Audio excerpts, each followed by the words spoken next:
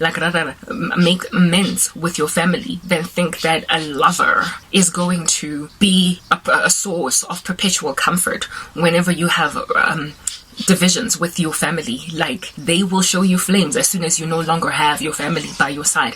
So I was kind of like confused, for crying out loud, when he took the side of my very exquisitely jealous cousin, and the gossip basically that was going around me because of me now being extracted out of the world. And so these people that I used to hang out with, not being able to relate, they basically were heaping abuse on me because I had walked away from the life of debauchery, drinking, wild parties, all that jazz. And now because of it, they were heaping, and because of that former life that I left behind, like it is written in 1st or 2nd Peter, they heaped abuse on me. Okay, and he just went and joined that bandwagon, and I was kind of puzzled and shocked. Everybody started gossiping me, and my relationship with this ex of mine then kind of went sour. At that stage, I was like, you hypocrite, like, how in the world, like, how are you gossiping me with my family because I dumped you? Like, whoa, you have literally severed any chance at all that you have with me now. Like, how? Yeah, so I functioned independently for the next 2 years. I was basically a lone ranger, being gossiped by my family. I was just being persecuted everywhere, but I had my own career and I didn't care what they were doing. I just had like a life that I was living. And then I lost my job, and it was at the time when I lost my job, and so therefore everything that anybody at all that could have extended a hand to me to help me didn't. So whatever it is that was a bad situation, it just became worse. It escalated. Do you understand?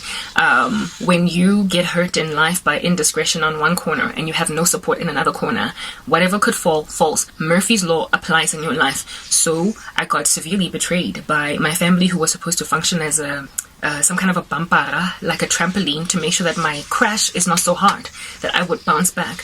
They just let me fall on concrete, and I cracked my skull and was bleeding out, and everybody just watched me twitch on the side of the road doing that. And it took 8 years. For 8 years they've been just watching me, and they have been hoping that what's going to happen is that I'm going to end up compromising, walking away from Jesus, turning to sangomas or whatever, in order to supplement my life, in order to make sure that I get back together again. But I mean, goodness, I told you, in the first year of my faith, I became a nut for Jesus. Like, I became a nut for Jesus. There was nobody that was ever going to take me away from the Lord. I got to grow violently, fast. I was so solidly convicted of who the King was that I wasn't walking away. So sticking to my guns about Christ meant that I was basically going to grovel in the mud, eating dust for the rest of my days, with no enablement, with no source of comfort or support from anybody, from anywhere. This story is tying into a bigger story, I kid you not, right? So I am nowhere near finished, so therefore go grab some coffee or something, pause me and come back, whatever beverage, coconut milk, do you? Alright, cool beans and bananas. That's what happened. And among the things that some of my family members used to hurt me was just kind of throwing in my face, flailing in my face, the prosperity of my ex, like the very sudden prosperity. He was struggling with his career, he was struggling with starting his business, and then all of a sudden, after we broke up, he catapulted. One of my cousins tried to get me to get back together with him because of that, and I was like, I was never with him for money.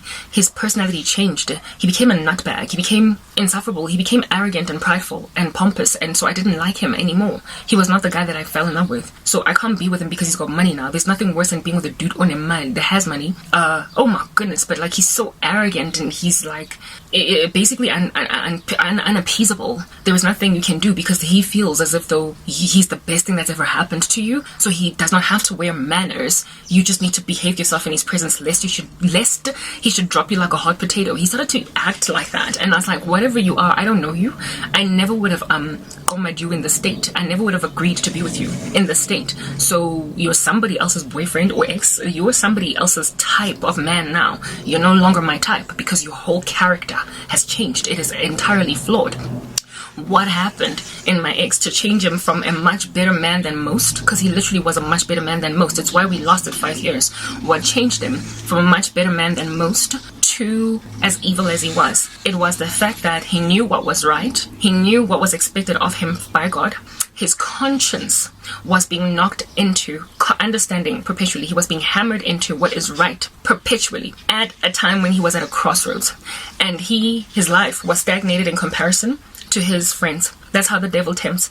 So basically the temptation that he capitulated to, that Christ won, or past in the wilderness would be the one where the Lord said, where the devil told the Lord, worship me and I will give you the kingdoms of this world. What did the Lord say? He said that thou shalt worship no other God but the one true. That was the response of Jesus. The other temptation was convert the stone into bread, because you're hungry. And his response was, man shall not live by bread alone, but by the word that proceeds from the mouth of God.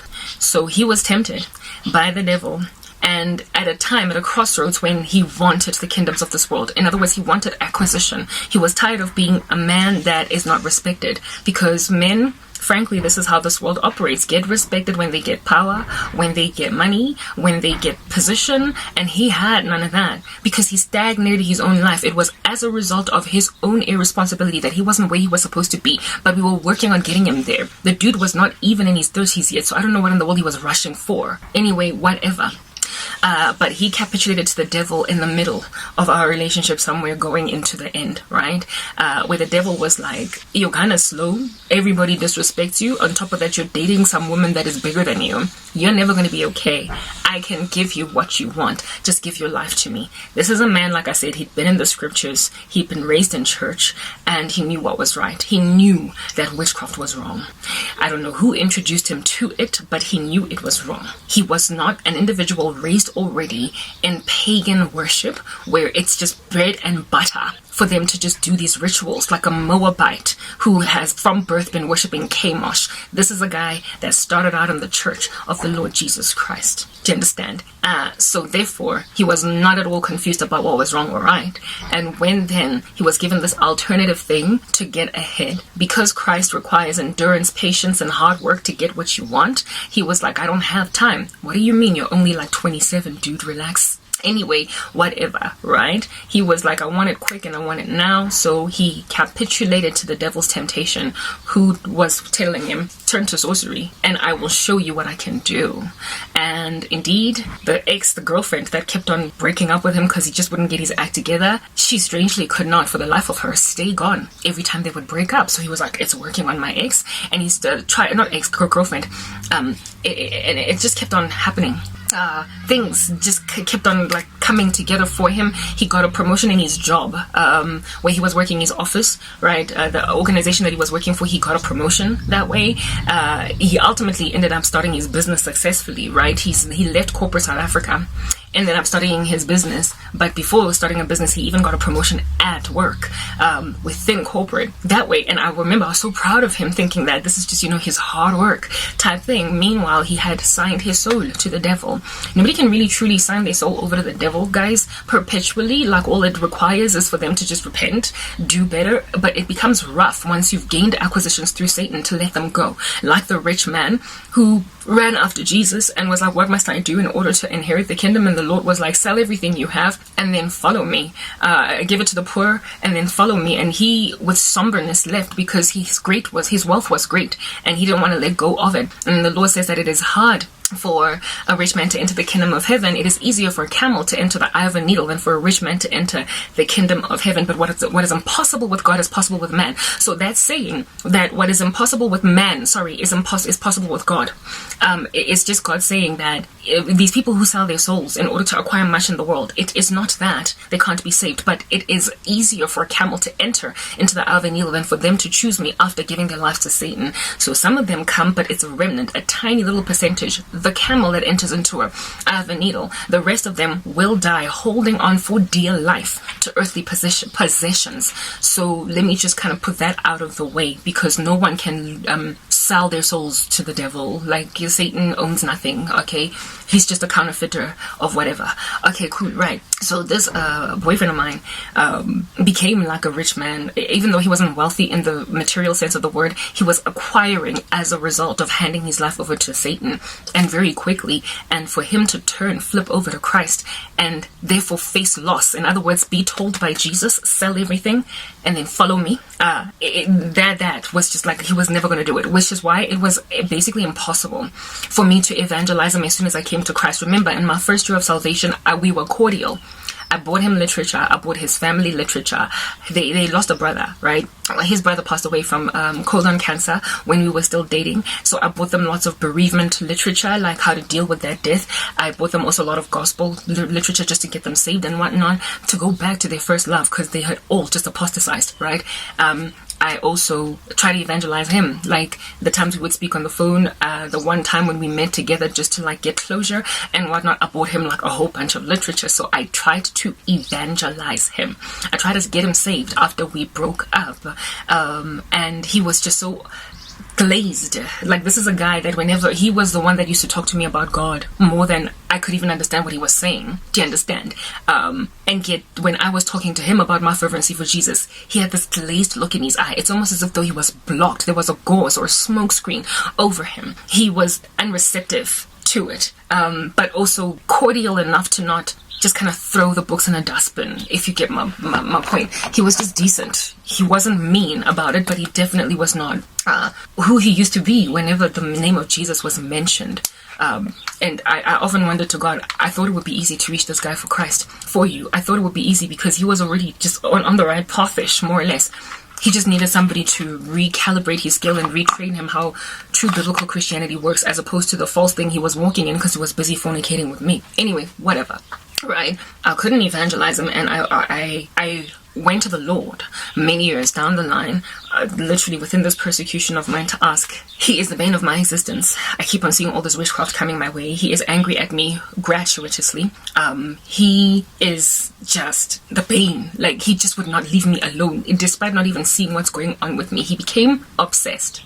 He became obsessed, even though I was out of sight and therefore ought to have been out of mind of his life. He became obsessed with what was going on with me because he kept on getting information from my family members who were in contact with him and still friends with him about me. Apparently I had gone crazy, apparently this and that, and that for him was solace and comfort that he got what he wanted, alongside the fact that he was growing, like now, fervently in his, now apart from corporate business, his company was growing that he started and whatnot, and he was doing well. So it looked as if though it looked as if though he had gotten everything he wanted. The respect he desired from his friends, he finally got it. Okay, he finally became that businessman, and his friends, when they also caught wind of what happened to my life, went on and told him, we told you that she was a little bit of a boss lady thing.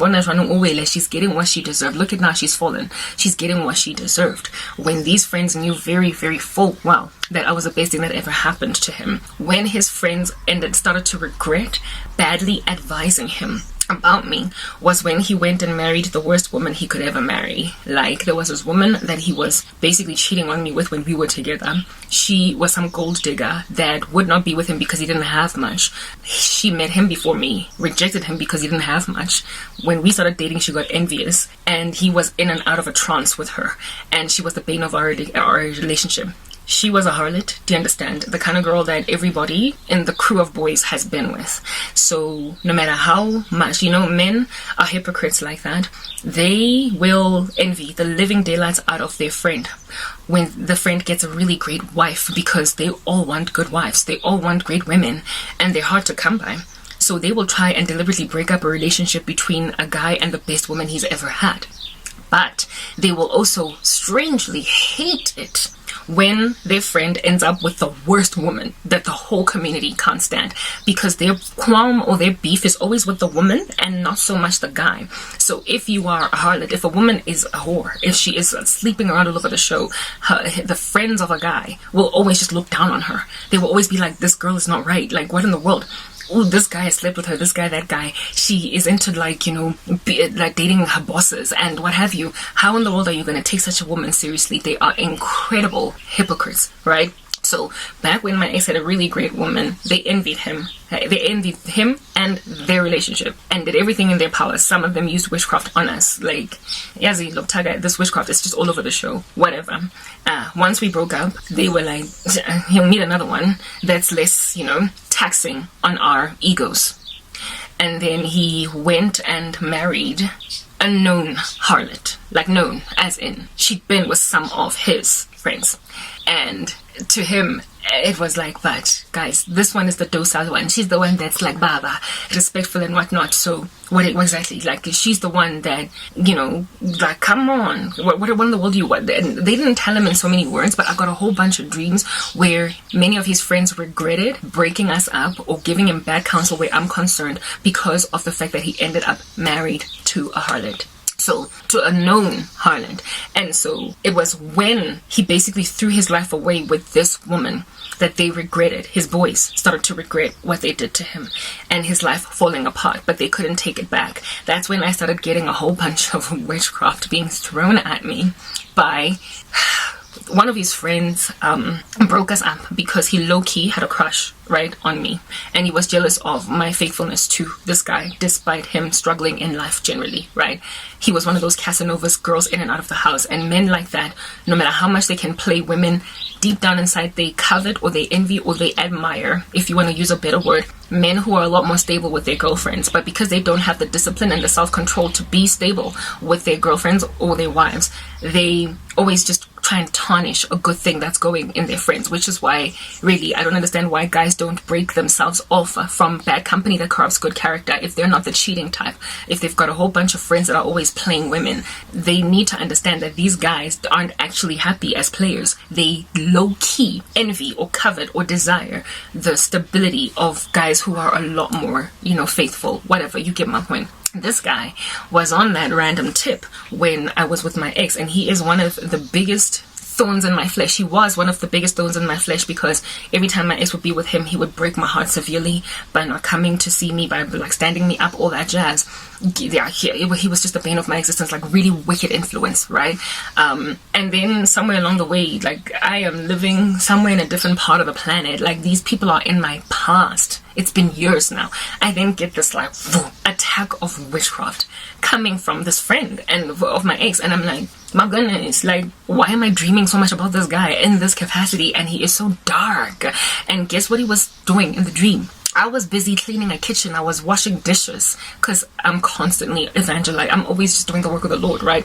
And he was in my house where I was busy doing all of this cleaning activity, sitting in a couch shrouded in darkness in the corner of my house, begging me to take my ex back, begging me to go back to him and, listen to this, rescue him from the woman he's about to marry. For the life of me, I, in that dream, was like, but he is in the past, he's my ex, and he can be with whoever he wants. I'm not going to be there constantly to keep on babying this man. Like, he is somebody else's responsibility now. We're no longer together. Like, and this friend of his was like, Garabo, please. By the end of the dream, the way he pleaded with me, the way he just begged me, by the end of the dream, I was considering it. By the end of the dream, I felt touched that this friend was so worried for his boy that I actually wanted to go to my ex, lift a phone and everything, and basically just kind of show my face, knowing that if I can just show my face, he will abandon everything he's doing to be with me because he wanted me back. Do you understand? So all that would have been needed to happen to scoot this woman out the way would be me coming back and being like, okay, we can talk. He would have completely just thrown her away, right? In order to be with me, for us to get back together. But it was over between us by then. Like I said, it had been years. Do you understand? I woke up from that nightmare and I was like, what was that, God? What was that? And the Lord immediately downloaded into my spirit this understanding. That was your ex's friends regretting breaking you guys up because he's about to marry a bad woman. Now, that's not the only dream that I got of this nature. My mom also got a dream that he married a harlot. Way before he married a harlot, my mother wanted me with this guy. I don't know why, because I explained to her many times that he had done some pretty awful things, right? And when she got given a dream that he's about to marry a harlot, even she came to me one time, but this time I was still employed, right, at MTN. She came to me and she was like, I had a dream that your ex married the whore of the town. You need to go and talk to him. And I couldn't understand it. I remembered what my mom had told me. Literally, it could have been like maybe a year or two ago when my mom told me this, maybe even 3 years from that date. And I was like, even my mom once told me that I need to run to my ex and rescue him from some woman he's gonna marry. some woman he's gonna marry. And then I get this dream and I'm like, why are people doing everything in their power to try and get me to save this guy? It's like everybody was so used to me being kind of messianic in his life. Every time he would default, he had an issue with drugs at some point. Every time he would default into some dark space, I'd be the one to snatch him out from his own demise. And people just kept on expecting me to like defibrillate this guy back from irresponsible life decisions. It was just too heavy for me to carry. A woman should be protected and shielded and ensconced by a man, not the other way around. I would have been Oedipus's mom. I would have been his mom. Whatever. And I say Oedipus because Oedipus is the one that slept with his mom later on. So I would have been like a wife that was also a mother to a guy. Whatever. Many people try to get me to take this guy back because he was basically throwing his life to the dogs away after we broke up. But in my dream, I was always like, but he's not my responsibility, until this guy, this friend of his, made me feel sorry for him. I nonetheless, after waking up, was like, whatever, that's their issue. I was stronger than that. I'm filled by the Holy Spirit, so witchcraft doesn't work on me. Essentially, what the Lord was showing me that friend of his did to me was his mom also tried to do the same thing. Try to get me, Yazzie, this woman. So many people were just so desperate to not have this guy marry this woman that I got attacked by a barrage of witchcraft from family members of his and friends. This friend of his bewitched me. I got a dream where his mom, the guy, my ex's mom, this girl was around. I saw her figure in the body, not in the body, in the dream. But I did not see her. Do you understand? And my ex was with this woman. And I was just walking around in the kitchen of my ex's house where he grew up, his mom's house and dad's house. And I was just in the kitchen. I don't know what I was doing there.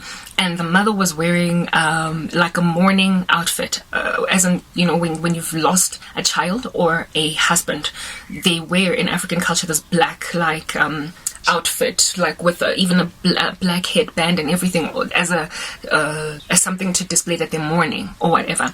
She was wearing that outfit, but I understood that her husband had not died, so my ex's dad, and neither had any of her kids died, but she was wearing that mourning outfit, and I couldn't understand why she was in mourning like that.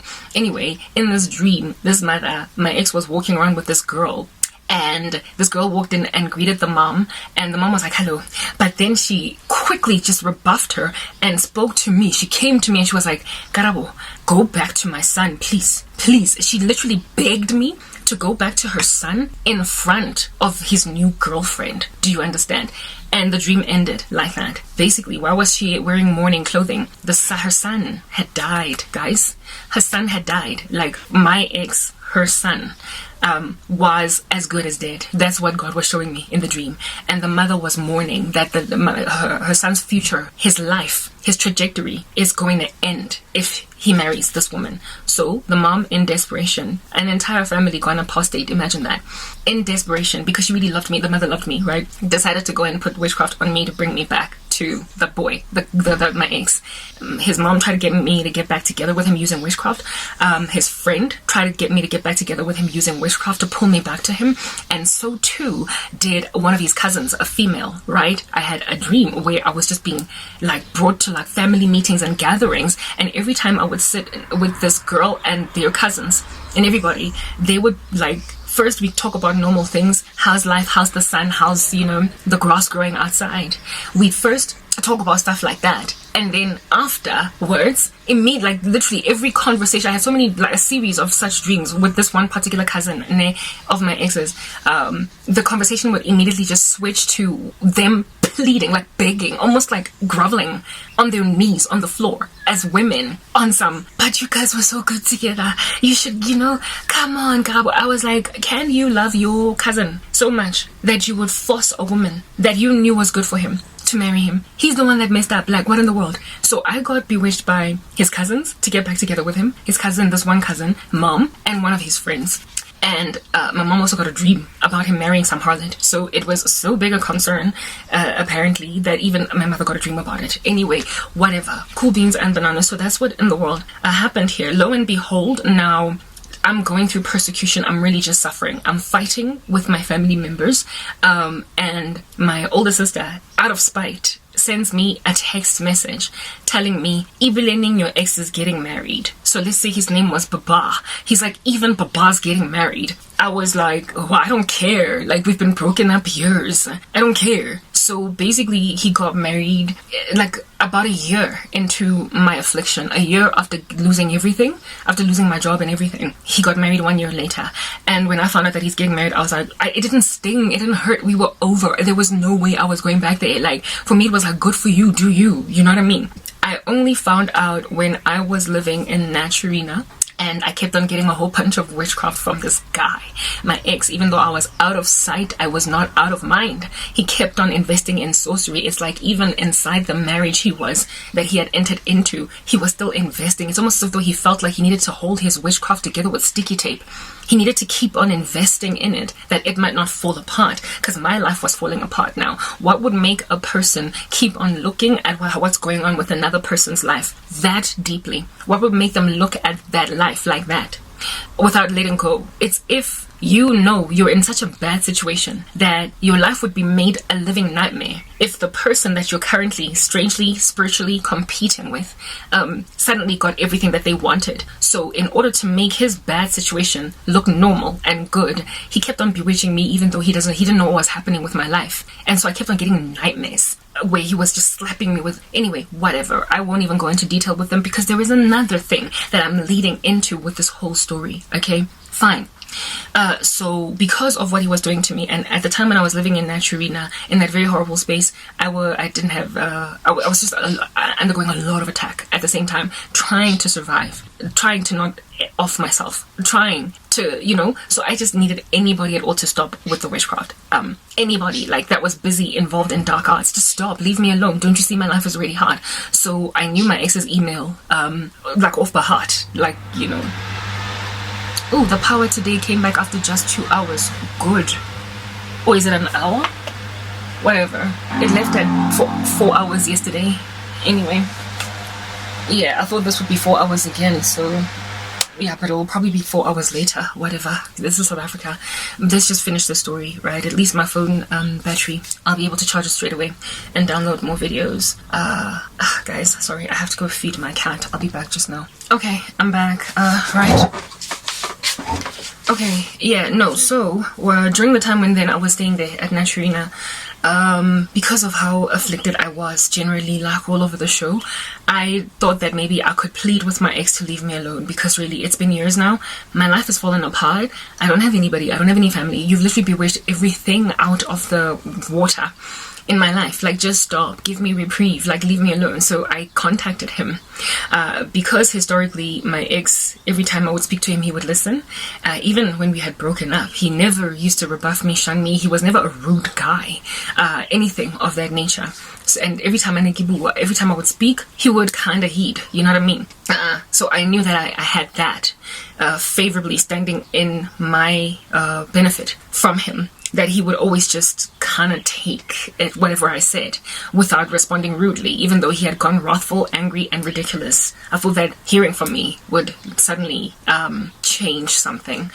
Anyway, I wanted to plead with him to leave me alone, because yes, like it, if all else fails with fighting off the demons sent you by witchcraft, then speak with the witch, and see if the witch won't stop. I thought that maybe if I could speak with the witch, then maybe the witch will leave me alone. I thought that if I could describe to him what was happening in my life, that I had lost everything, that look how far from grace and glory I've fallen. I have no one, I have nothing. Even my whole family treats me like the scum of the earth. Are you really content with my life being like this? I'm basically facing starvation. If you were to see me, I'm emaciated. I don't have any food in my body. I try to see if I can't get him to just, basically attack him with conscience type thing. I contacted him. And I told him, leave me alone, basically, just like leave me alone. Not in those exact words, but it was an email, an elaborate one that I sent to him, and he just ramped up the attack. He didn't respond to me. He did not respond to me, but he responded, unfortunately, to my mom and my sister. Like, everybody has been telling on me like I'm a 6-year-old child to my mom. and it did not affect much other than just get my older sister sending me very mean text messages. My mom didn't do anything, but basically I found out that his response to my email was not to respond to me, but to treat me like I'm some mental patient in a stray suit that should just really be dealt with by family. He went and told my family that he's going to end up getting a restraining order. Yes, like it, guys. I was like, wow. The thing about people who partake in dark arts against others, is that when they get busted, when their fingers are found in the cookie jar, they then go full throttle accusation mode, in the sense that they call those who found them out crazy. It is their only alibi. It is their only explanation. It is their only defense mechanism. If somebody catches you in the act of committing spiritual crimes, because they're spiritual and unseen, their best defense strategy is always accusing the victim of insanity.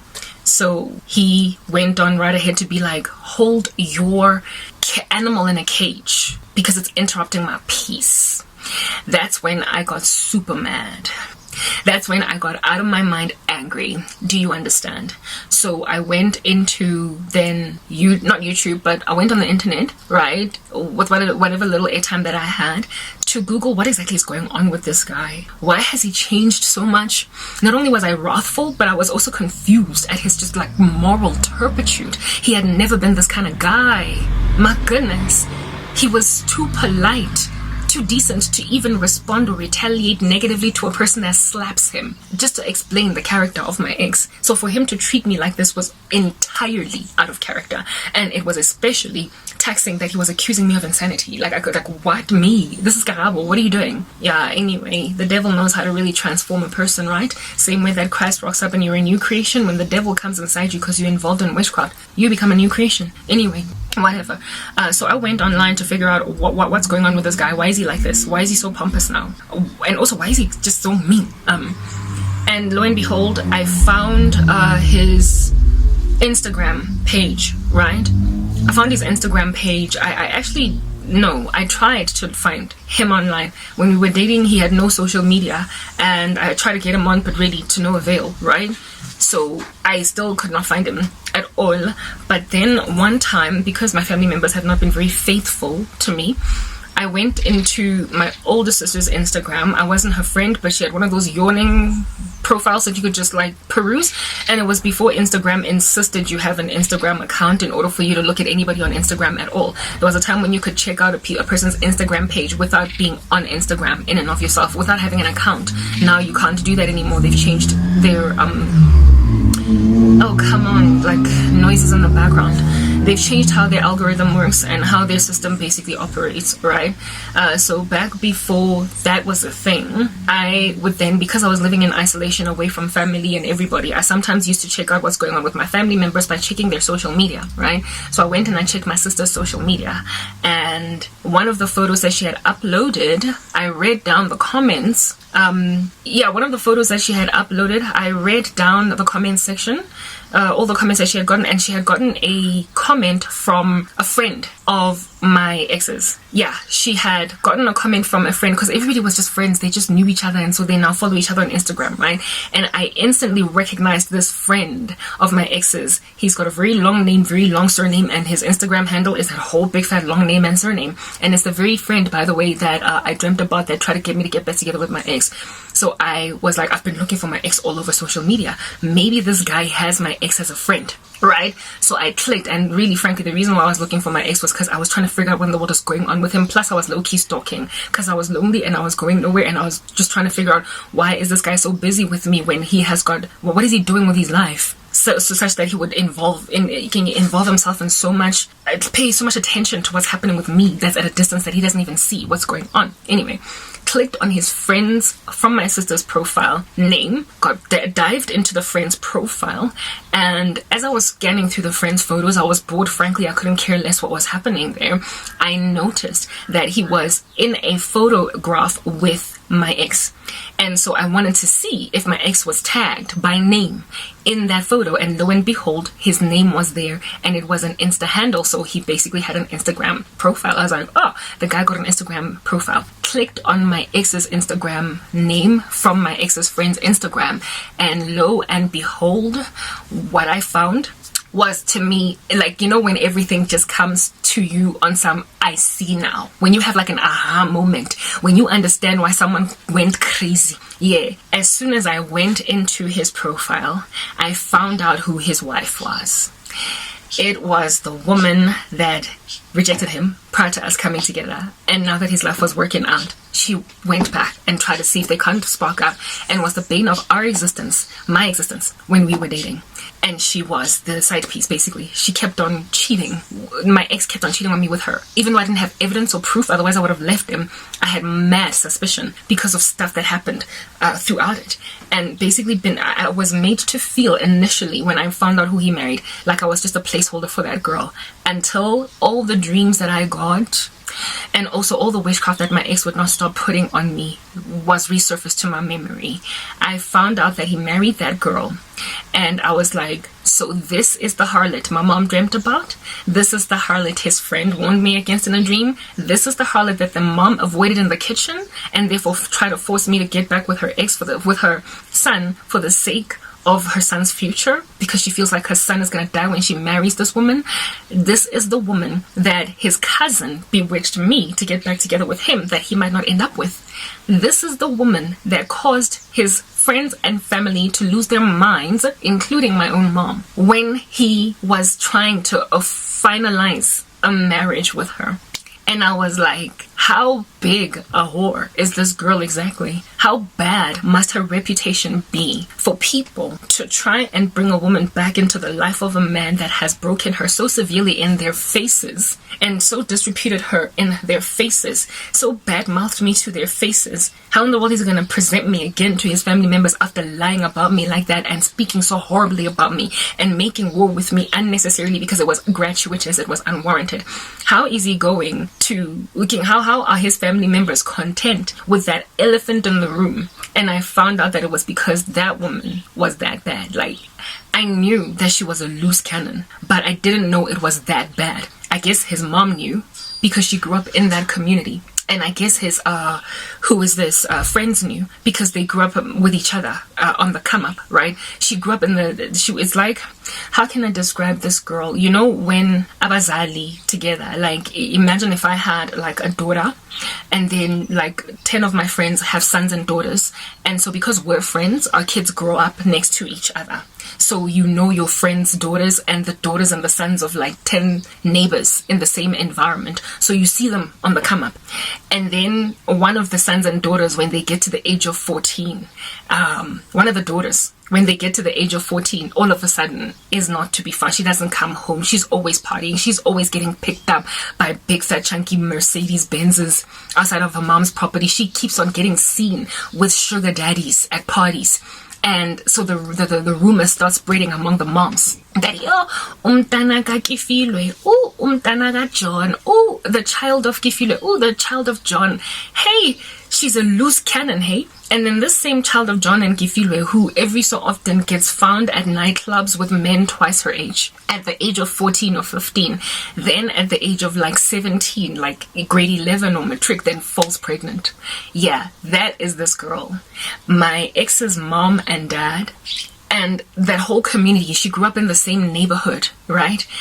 They knew her on the come up as one of our children, but she was so harlotrous growing up, and there was so much taboo and so much gossip even among parents about the loose girl that is John's and Sarah's kid, that when my ex was like, this is the woman I want to marry, the mom was like, Kodwa umntana ka John no Kifilwe. Kodwa umntana, that is that kid that from 14 no one could catch a break over her stories in the community. That is her reputation. That is the woman that this ex of mine decided to marry. Mind you, the baby daddy of this woman also happens to be my ex's best friend that passed away. My ex, when his best friend passed away, he got close to this girl because they comforted each other, and that's how he developed a crush or feelings on her. But then she didn't want him because he didn't have money. And then a couple of months down the line, he met me, and we carried on into the sunset. So basically, my ex, if at all his friend did not die, would not be dealing with being with this woman. And the pregnancy of this cheeky was a taboo because she was in high school when it happened. Yeah, so those are the things, those are the stories, right, that encircle this lady. So she had a reputation among parents even, of my ex's ecosystem, and also the friends. Some of them had been with her. Yeah, my cousin was rivals with her crew back in the day, and that crew of girls was known as Loose, basically, in like the whole Nasharina district, like growing up on the come up, whatever. So that's basically the story behind this woman. I did not personally know her. I knew that she was just a fly, a tick all over the show trying to get in my hair because of how much she always used to be all up and calling my ex and da-da-da when we were together. But I did not know she was so bad that everybody would literally try and bewitch me to get back with my ex. So it's almost as if though those people looked at me like the devil that they didn't know, right? His friends who were at war with how much stronger than my ex I was were like, rather that we would much rather take a boss lady over our friend than deal with this harlot, because some of us have even been with her. When I found all that information out, I was like, it is no wonder then that my ex will not leave me alone. It's no wonder he wants me getting nowhere in life. It is no wonder he is working tooth and nail like no man's business to force me to end up also badly engaged or badly married, if at all anything of that nature happens. For me to basically be the wife of a player that might bring me HIV because he tried to get that done. To never be happy in romance. So, you know, misery loves company. That was basically his thought process. If she can be miserable and I be miserable, then I'll be able to be content with my harlot wife. How in the world he never woke up and had his eyes opened to his own harlot wife is the work of God. Work of God. You know, when the Lord is judging a person, everybody else will see what it is that is stark obvious to the naked eye except that person. How my ex was not able to see this woman as the menacing thing that she is beyond me, because my ex and I would never have even dated if this girl did not reject him because he was working in the call center. Like when a woman suddenly is knocking on your door that you were hitting on back in the day, but she don't want you then, and now that your business is booming, all of a sudden she's happy to humor you. That should be an alarm bell in your head. There's like a whole gold digger trend doing its rounds on TikTok right now, where this one guy does these little videos where he basically hits on women walking in the street, and they are just like, whatever, no, I don't want you, and then he goes into some big elaborate BMW afterwards, and then they like run after him trying to like holler at him on some, oh, is this your car? Okay, hi, my name is Gineilwe or whatever. And the dude would then basically tell them that they've been a part of a prank and give them like a shovel, a gold shovel on some, you're gonna need this because you're a gold digger. Like that dude is the lesson or the moral of the story of his videos is that do not undermine a guy because Oshapaga 2 series or he's walking, like he doesn't have a car yet or his career has not kicked off because you don't know what he might be. Don't be knocking on a door. So he basically is like, no thank you, you don't get to come into my life because you're a gold digger. My ex should have seen that, because this chick was like, no thank you, when he had nothing. And then all of a sudden when he was up there, he couldn't give her a shovel and tell her to go and dig for gold somewhere else. He instead married her.